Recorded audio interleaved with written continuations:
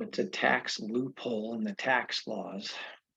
For years around the Capitol, as well as during ballot wars, such as over split property taxes and other such things, we often hear a claim of closing a tax loophole, um, or corporations are exploiting loopholes in the tax laws. So, what exactly does that mean? I looked in the dictionary, and loophole is a noun defined as an ambiguity or inadequacy in the law or a set of rules. Wikipedia says a loophole is an ambiguity or inadequacy in a system, such as a law or security, which can be used to circumvent or otherwise avoid the purpose implied or explicitly stated of that system. Some observers have defined a loophole as a technicality that allows someone to escape violating the law through some activity. So, my takeaway from these definitions, as well as my own sense after working more than 20 years in the tax field in California, is that a tax loophole only occurs when a taxpayer, whether it's an individual or a corporation, utilizes the tax law for something that was clearly not intended by the law's provisions. Unfortunately, those who often promote changing California's tax laws often loosely throw out the term tax loophole when they are advocating higher taxes on individuals or corporations. However, when a tax law is used exactly how it was intended and in compliance with the tax law, then the definition of loophole is simply not met. In other words, it's wrong for critics to claim that there's a loophole when a company claims a tax credit or an exemption when that company clearly qualifies for that particular tax incentive.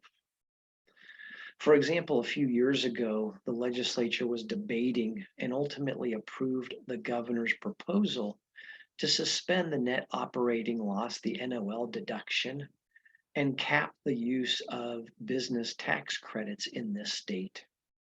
And we heard proponents of those tax increase proposals saying, for example, California's research and development tax credit is a loophole for tech companies to avoid paying their fair share.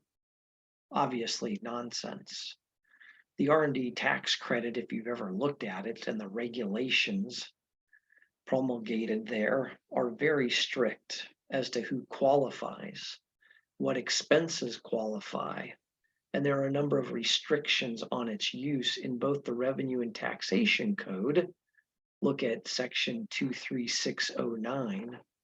In addition, it's based largely on the federal Internal Revenue Code, section 41, which not only has detailed federal statutory provisions, but also Internal Revenue Service promulgated regulations.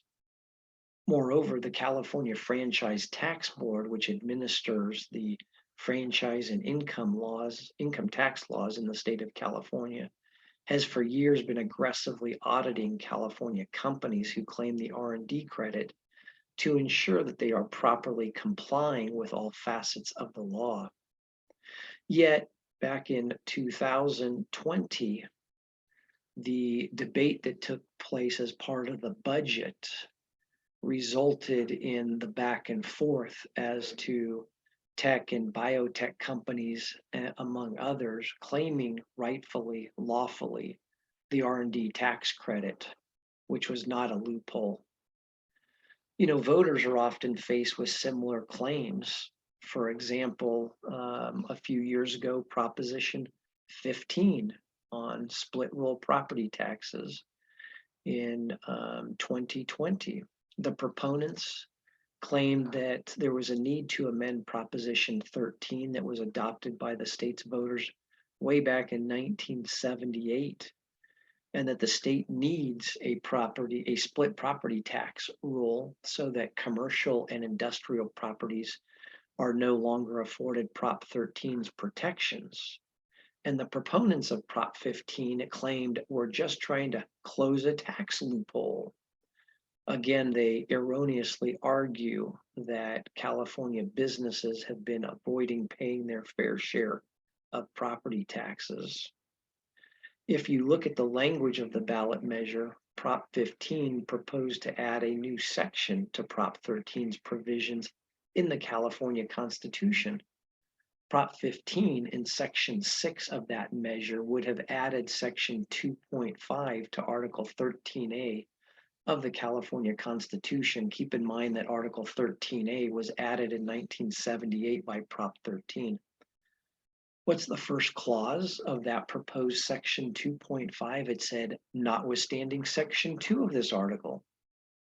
So what's Section 2? It's Prop 13 and how real property in this state is assessed.